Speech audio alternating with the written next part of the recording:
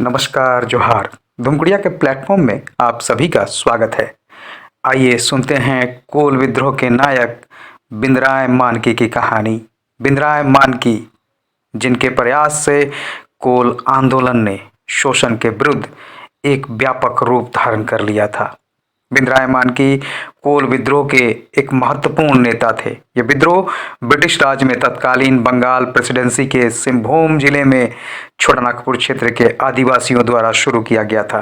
ये विद्रोह झारखंड बिहार का शायद सबसे अधिक रक्तपात वाला विद्रोह था। इसमें विशेष रूप से मुंडा, उरांव, कोल, हो आदि लोग शामिल थे।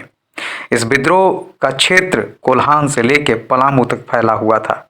इसके कारण ब्रिटिश शासन और दीकुओं के खिलाफ आदिवासियों ने हथियार उठा लिए थे। उनकी जमीनें छीनी जा रही थीं और महिलाओं की इज्जत लूटी जा रही थी। ऐसे समय में झारखंड के आदिवासियों ने अपने शोषण के खिलाफ हथियार उठा लिए। कोल विद्रोह का क्षेत्र कोल्हान से पलामू तक था।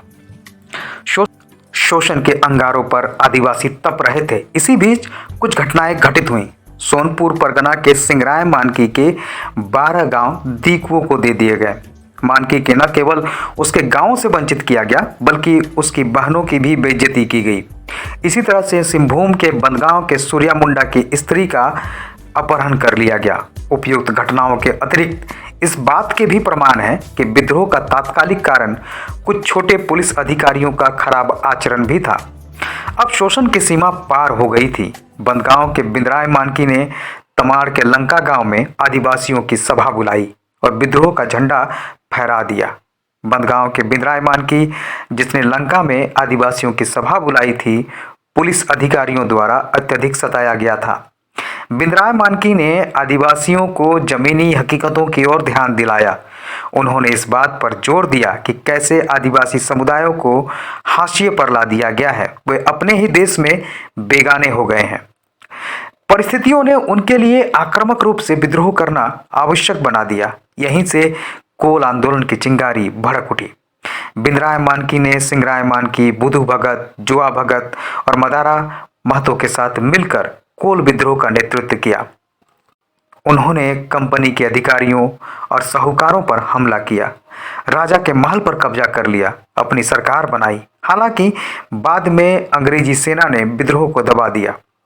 8 अप्रैल 1832 ईस्वी को बहादुर सिंह तथा अन्य लोगों के मार्फत कैप्टन विल्किंसन को खबर लगी कि बिंद्राय मानकी और सूर्या मुंडा आत्मसमर्पण के लिए 10 दिन का समय मांगे हैं, किंतु उनका आत्मसमर्पण करना संदिग्ध था। अतः कर्नल बॉबिन को तमाड़ न भेजकर बंदगांव भेज दिया गया।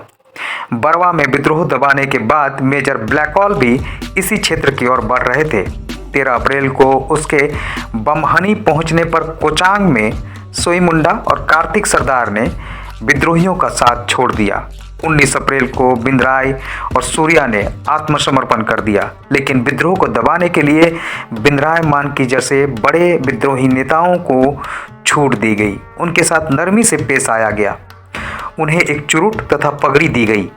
उन्हें माफ तो किया ही गया, उनके सारे पुराने अधिकार भी लौटा दिए गए।